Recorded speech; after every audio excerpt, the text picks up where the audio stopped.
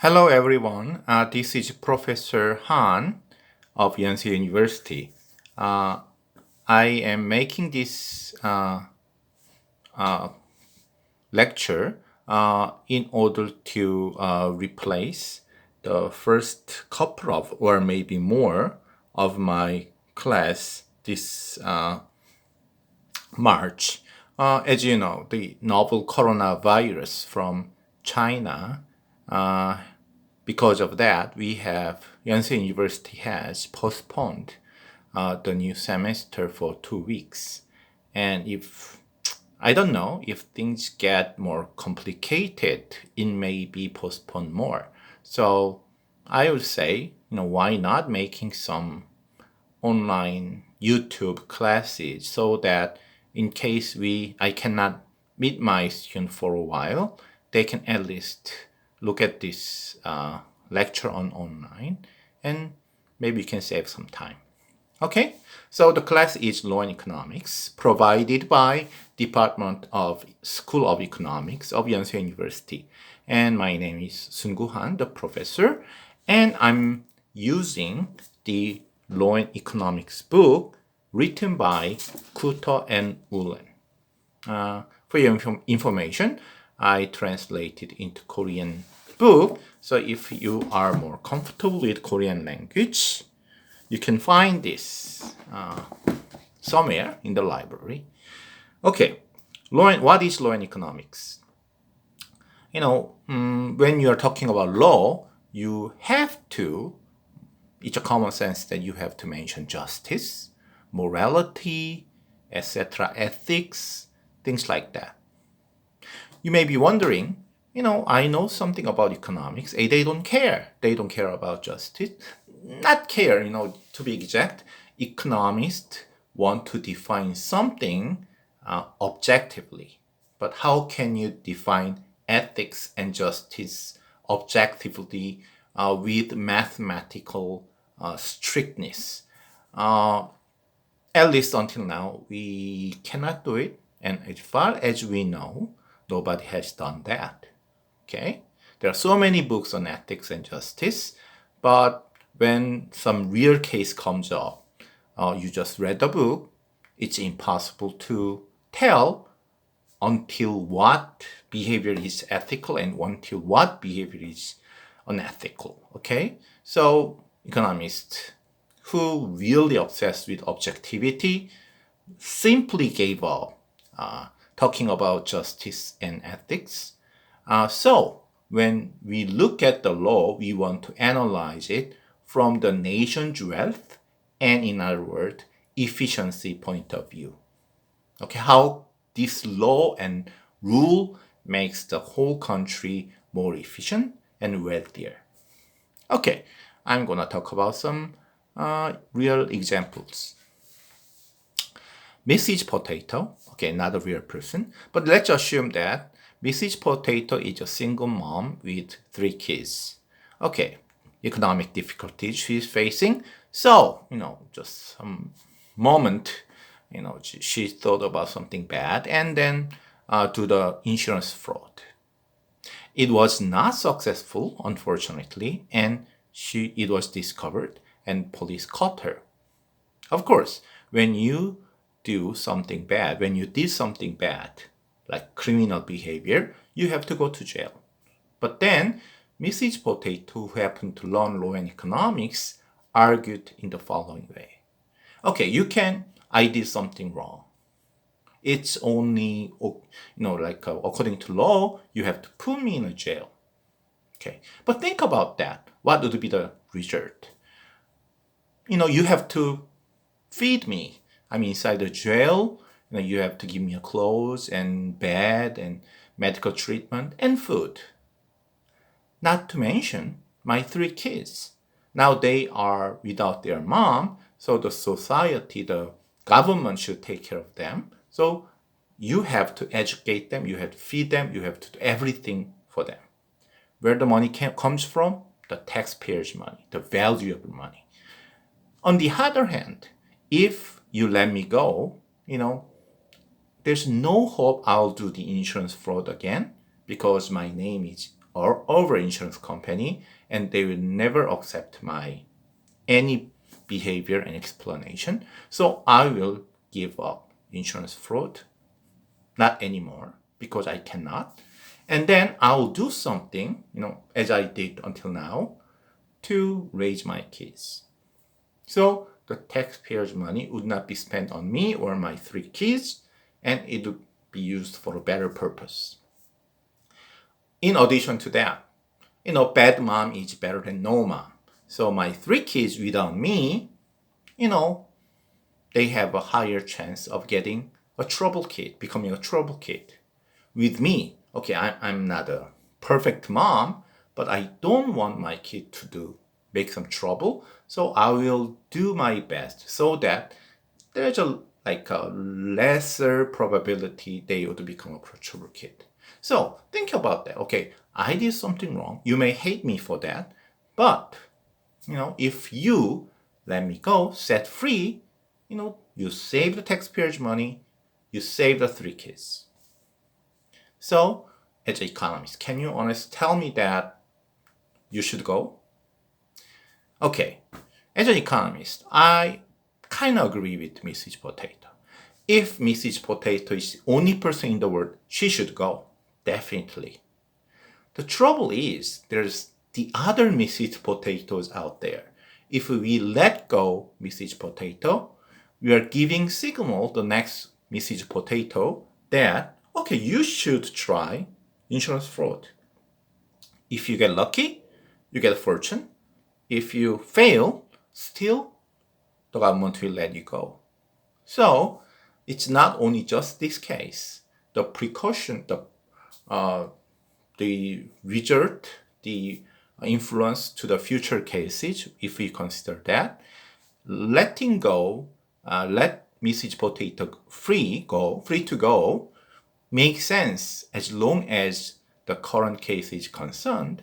However, if you consider the influence to the future cases, it will increase the more insurance frauds in the future. Okay? To be honest with you, strict economic sense, if I kill someone, then that does not justify for you to put me in jail. Because if I go to jail, that person I killed, Jim, survive, then it makes sense. But he's dead anyway. So what is the point of putting me in jail when this thing, bygones are bygones, it already happened? You cannot reverse it. However, why do we still punish the murderer? Is that if we do not punish him or her, the future murderers would be more encouraged. Okay, that's the logic of law and economics. Death sentence. Let's think about it. Recently, let's assume that taxi robbery is very often. Anybody think taxi robbery can do some good effect to the society? I cannot imagine. It's bad. I mean, you rob the poor taxi driver and they would be threatened and so many things. You shouldn't do that. You should be punished. And this behavior should be reduced, prohibited. Okay? So the government put the robber, if he or she was caught, 5 years imprisonment. But there's argument. 5 years is too, soft, weak. People think, oh, I can get $200 by robbing this taxi driver. I may, get away from it. If I caught, okay, I'm unlucky, but maximum 5 years, I will set free. So let's try. If we increase as a society, the punishment to the death sentence, what would the taxi robber think? Potential taxi robbers. Oh, I robbed this taxi, I would get $200, but if I get caught, wow, I'll be dead. So I'm pretty sure the taxi robbery, the number of taxi robberies would be greatly reduced if we increase the punishment. Why the government is not doing that? Professor Han just thought about that. He's not an expert or anything, but then just sit down, 5 minutes of thinking, he thought about that. There's a good reason. Of course, this increased the death sentence to the taxi robbery from 5 years to death sentence would considerably reduce the numbers of taxi robbery. If it can annihilate, okay, there will be no taxi robbery anymore, it's a great system. However, if it reduced from 100 cases to 10 cases, there are 10 like really stupid youngsters who think, oh, I will get away, and they do that, okay? Then there would be a problem. Now, if you rob the taxi driver, if you ever caught, it'll be a death sentence. What is the most effective way of reducing your chance to get caught by police? That is, kill the taxi driver, because he is the most important witness. He's the person at the court who would say, this is the guy who robbed me.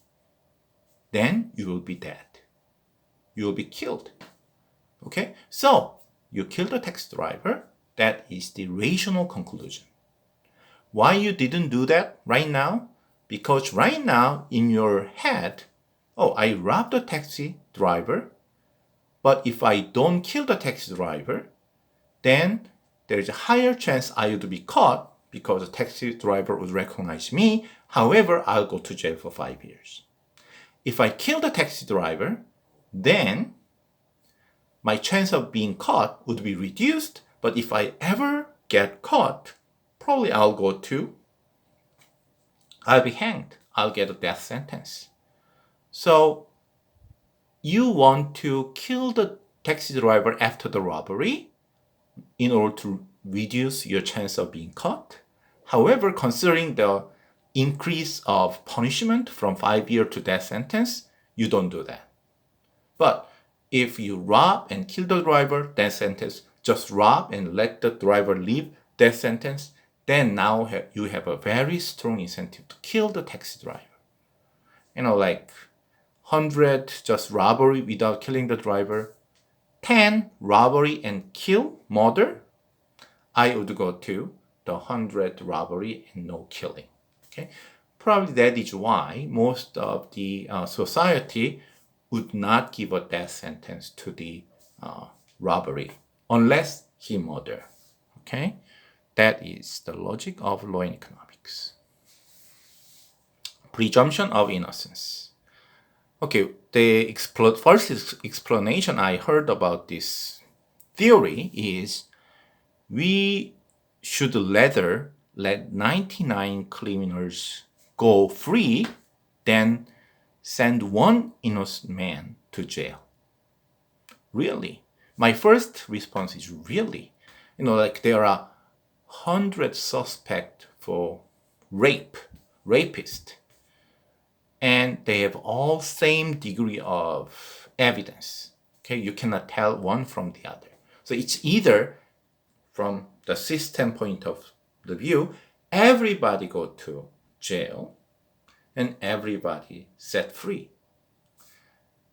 But as a judge, you know for a fact one of them is innocent. And 99 of them are guilty. But you cannot tell which one is the one that is innocent. What would you do? This principle says you should let everybody go. Wow. 99 rapists go back to the society. Wow, think about that. And still, the law and judges said, still we have to let them go. Why? Maybe this situation of novel coronavirus nowadays is a good example for that. According to my doctor friend at the Severance Hospital, if someone who got this virus visited the department store and then go home, And probably after 1-2 hours, and definitely, most definitely after one day, the virus would disappear. There can never be any harm by visiting that department store. However, look what happens. Nobody's going to that department store. People said, wow, just 1 week ago, a sick person visited this department store. I'm not going there. That behavior has no scientific ground. However, if people panic, they do all these non-scientific things. What this means, if there's a rumor that one innocent man was caught at night, he didn't murder anyone, but then the police misrecognized him as a murderer because it was dark and everything, what would be your next response? I would never go outside of my house after it gets dark. My life is valuable. There's a small chance. Yes, it's a small chance, but I would be misrecognized as a murderer and my life would be ruined. But by this 99% rule, then I would never go outside when it's dark. Then everybody stay home for dinner and everything. It's nice. Now all this dining business, the restaurants would go bankrupt. And, like people never go outside. The taxi driver would have no customer after 6 o'clock. So many industry would be collapse and the economy would be shrinked a lot. Okay. So I think probably it's from the experience in the long non-human response history, people, the judiciary system compared the case 99 rapists and robbers go outside and do that again against one innocent person go to jail and the whole population of the society panic and do many things they would normally do. And the economic impact or the all other impact, this panicking is probably be much greater than this increased criminal behavior. That is why I think they set this principle. We would rather let go the real criminals, if we have any danger of like putting innocent men into jail for a long time. Okay, we are going to continue. I hope you begin to enjoy the fun of law and economics.